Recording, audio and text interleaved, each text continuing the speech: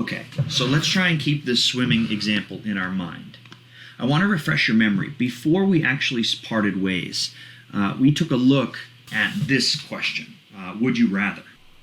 In that discussion we posed, would you rather have a nose that squirts whipped cream or a belly button that can dispense ketchup?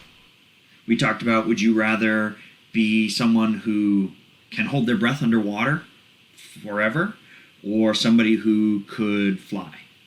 And we got into arguments, and people felt that they had an idea of what was better.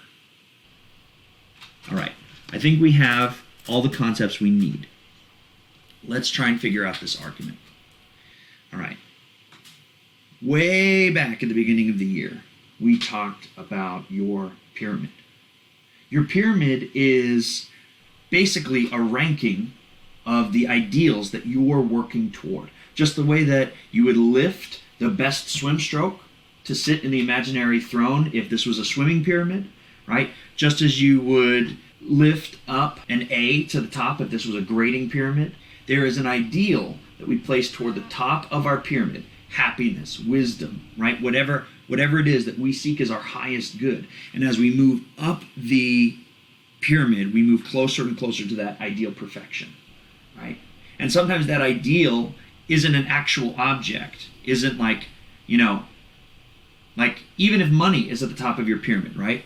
The goal is to have more money. Whatever money you have in your hand, whatever the solid thing is, it's the abstract idea of more that you're striving towards. So the thing that's at the top of the pyramid doesn't necessarily have to be a material thing. In fact, it's often something that's not material or physical. However, it is real, right? The swim stroke demands a certain kind of stroke.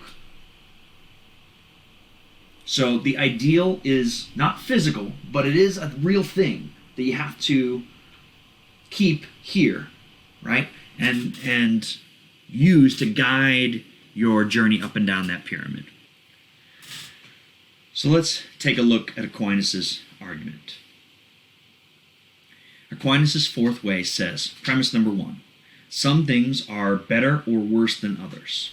Things can be ranked according to goodness, right? That's what the example of would you rather brings up, right? We can rank whipped cream versus ketchup, even though they're two totally different categories, right? Within ketchup, you can rank good ketchup, okay ketchup, best ketchup, right? You can rank amazing whipped cream, gross whipped cream, sour whipped cream, rotten whipped cream, right? But then, even though you can rank in these two separate categories, you can then compare them to each other. So the idea is there's some imaginary ideal called good. And good can fit into any category, right? You can have good that comes from whipped cream noses. You can have good that comes from belly button ketchup. You weigh the pros and the cons. You decide which one is more good.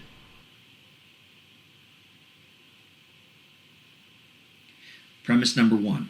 Some things are better or worse than others. Things can be ranked according to goodness. Pretty simple. Premise number 2.